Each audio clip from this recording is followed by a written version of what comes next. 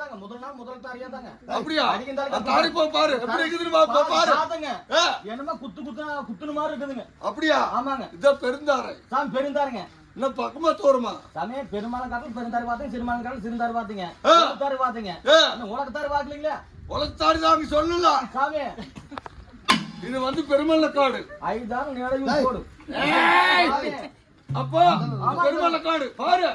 பாத்துங்க எப்படி தாரி இருக்குது தாரி எப்படி நீங்க எனக்கு மாலக்கணக்கு சாமி. ஆமா பொத்து கொடுத்து நிறந்த ஓப்பு அப்படி பெருமல்லக்காடு விட்டு அடுத்தாடி போய் பார்க்கலாமா?